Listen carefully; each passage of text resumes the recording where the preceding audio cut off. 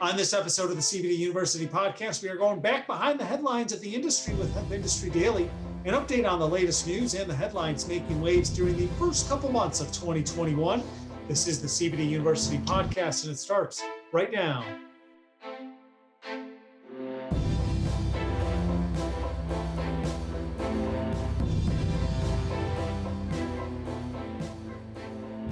I'm Joe Augustinelli, host of the CBD University podcast. If you are a returning listener, we welcome you back to our podcast. If you are a new listener, we are glad you found us on your favorite podcast platform of choice. And for those who watch full video episodes on our YouTube channel, you will notice this is another one of our Zoom episodes. Kristen Nichols, waving to the camera, is the editor of Hemp Industry Daily. She's back. It's amazing. We are now in the first week of March with this episode. I feel like we just did our end of the year recap, and here we are already talking about the first 2 months of 2021 of what's already been a very newsworthy year in the industry. And I don't want to spend too much time on the intro because we got to get right to the headlines. And who knows, maybe we'll have a few more headlines here coming up in the next couple of weeks. But I can tell you, hey, from a former news anchor and producer, there never seems to be a slow news day in this industry. Sure. I used to say, whatever you think about cannabis, it truly is the miracle drug of news. Yeah. Oh, there's always newsy. Yep. So let's take a look at the first 2 months of the year and some of the stories we're watching as we wrap up really the first quarter of the year at the end of this month, as crazy as that sounds. When you last joined us, we talked about federal regulation was probably, the key message from that last episode that we talked the most about. And boy, the federal regulation, we wasted no time getting into it in this year with the USDA making headlines first. Sure. I thought that was so interesting. It was hours before former President Trump was to leave. They finally made final the hemp rules for 2021 and beyond. They take effect later this month. A lot of agencies had to redo things or take a look at things, but the USDA published them the day before, so they're no longer under review. We finally have final rules for the hemp industry, again, starting March 22nd. That's the lay of the land. Yeah, we're just a few weeks away on that. And, just talk a little bit about what that means for everybody. Good news and bad news. Good news, you got a little more leeway on going hot and being a criminal. Now, it doesn't mean you can sell it, just means you're not going to jail. Other good news is you can mitigate, which was not possible before. That means basically, okay, maybe you can't sell the flower, but you can sell the fiber. You can sell it for, animal bedding. There's other things you can do. You also don't have to get a cop out and to your land for this like supervised destruction. You can just plow it under, same as you would any other failed crop. The bad news, of course, the DEA still has to certify or register labs that test here, and something called total THC testing, which it's kind of scientific and wonky, but long story short, it's a more rigorous threshold or a more rigorous standard for testing than some folks wanted to see. And he touched on this when we talked about the USDA initially and the final rule that came down. It was just hours before former President Trump left office. Mm-hmm. Now we have the new administration with President Biden. What impact do you think that can have as we move forward in the industry?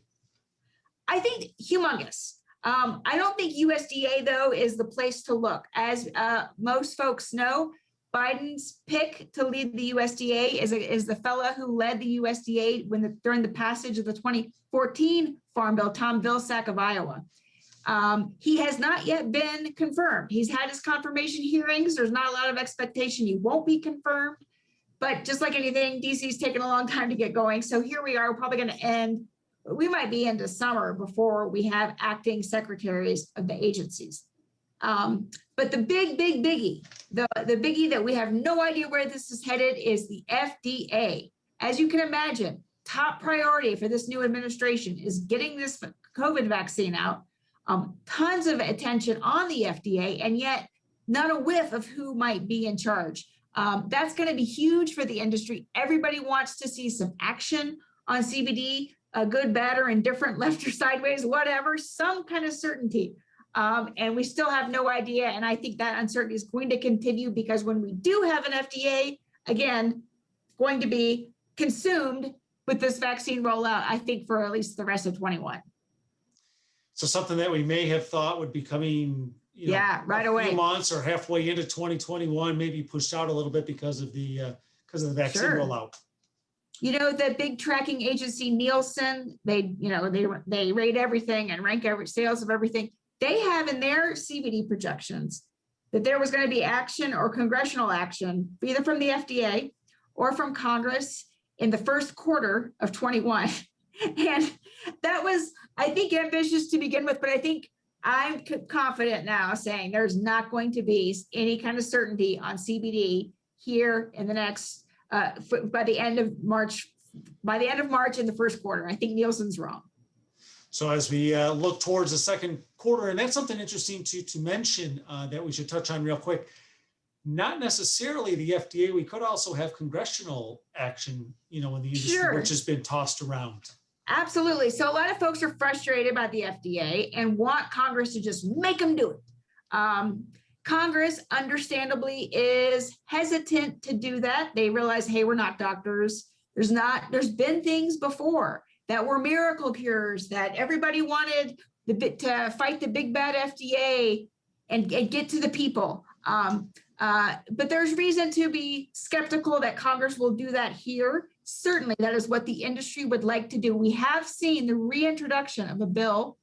The hemp industry really wants to see it would allow any hemp extract. It would say it's safe to go in food. And you could put it in, treat it like a dietary supplement. That is absolutely on the table. Hemp wants to see hemp industry would like to see that move very quickly. Again, I think prospects are dim. I think we're in a gray area for a while, but there's something interesting that I'm watching early this year.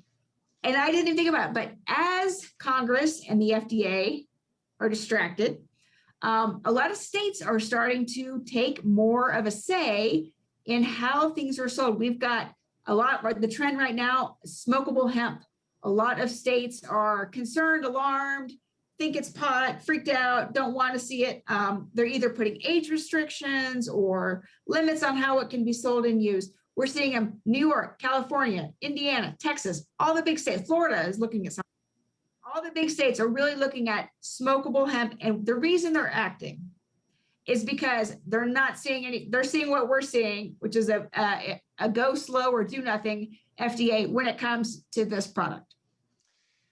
And when we talk about go slow, the same may not be able to be said for some other countries. And outside of the US, there seems to be a little bit of movement in the industry. And I'm talking really about Mexico and the UK seem to be making some headlines. First, Mexico, as they move ahead in approving hemp. And then in the UK, CBD is a novel food with many companies now looking to sell their products. Also, in full transparency, and we'll talk about this in a future episode with some guests from the UK. We are one of those companies. So in full transparency, we'll have more on that. But obviously, Mexico and UK moving forward with making some headlines. Yeah, I don't know where Mexico, but that's also happening this month. In the EU, the novel foods deadline is this month. And also this month in the UK, as you referenced, you have to either have your application in or you have to come off shelves. The UK did what is kind of a different approach to the US. US says, oh, nothing can be sold. Meanwhile, you and me know every time you go to the gas station or the drugstore or anywhere, there's CBD being sold, and they're just not enforcing it. In the UK, what they said was, okay, after this date, which is the end of this month, you don't have all the safety applications in the pipe, then you have to come off. So I think we're going to see a lot more rigorous enforcement in the UK. But what the good news there is for industry, and why you referenced kind of them leaping ahead of the US, is because businesses just want to know, what are the rules I need to follow? So in the UK, if you're not taken off shelves, that means you did the right things and you have your application in, and you can do regular business, same as if you're selling fish oil or vitamin C, or that's what the industry wants. I think what's interesting about Mexico still a lot of uncertainty about when this will, they had delayed. This was supposed to happen years ago.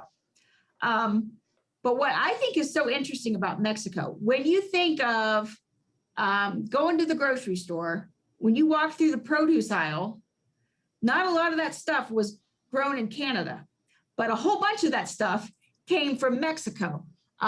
They are going to be so disruptive, and I don't mean this like in a bad way. The way NAFTA and agriculture has changed with production flooding to places where have better climate, much lower labor costs, much lower costs of compliance. Even the prospect that Mexico could be coming, I think, is really going to change business activity here in the US. Just one quick story. There's a big greenhouse producer called Village Farms. They are out of Canada. They're the number one tomato and lettuce, indoor lettuce producer. So if you get this time of year, we get tomatoes in the store, they might have come from Village Farms. Anyway, they recently, by recently, I mean 19 maybe, converted all these tomato warehouses, greenhouses, grow houses in Texas from tomatoes to hemp. And the reason they said, oh, we can't compete with Mexico growing tomatoes. We got to get to hemp. So my point being with this Village Farms story is that when you can grow hemp in Mexico, just like how are US producers going to compete? I think even if we don't know when Mexico, probably not this quarter, maybe not by summer, maybe not even this year, but boy, people are thinking about it already. And I think that's going to be much more disruptive. I don't mean that in a bad way to the US cannabis market, both sides. I think way more than Canada was. So aside from the happenings overseas and outside of the US and the March 22nd date for the USDA Final Rule, before we have you back on in the next couple of months, what maybe could we expect to see in the industry? Outside, maybe more action from the states? Yeah, a lot more cool science innovation. I don't know if you're familiar, I had never heard of this gene editing tool, CRISPR, which can be used, basically somebody won the Nobel for it last year. It's a gene editing tool. So they can use it, this is again, kind of thinking about it in the future, could be used to cure disease or build healthy cells. And it's being used in cannabis. There's an Israeli outfit that has, and some biotech firms sprinkled across the US. They're doing a lot of work on gene editing in cannabis, not just low THC, high THC, and everywhere in between. We've all heard of these minor cannabinoids, but they're extremely rare and can be expensive to extract. If there could be a way to edit the genes of this plant to make it, make those. So I think we'll even in the next few months could see some really exciting innovations coming out of the science world in terms of gene editing and the kind of varieties we're finally going to see come to market that are more reliable, that do what folks want them to do, and perform in different kinds of climates rather than just where the guy bred it, which is at the basement somewhere, Having more, I think even this summer, we're going to see a lot of exciting innovations coming to the fields and to the grow houses. We look forward to talking more about it in future episodes. And before we wrap up, just a reminder to our listeners and our viewers that you can keep up with all the latest headlines from the industry by visiting www.hempindustrydaily.com. You can see the work of Kristen and all their great reporters covering the industry each and every day.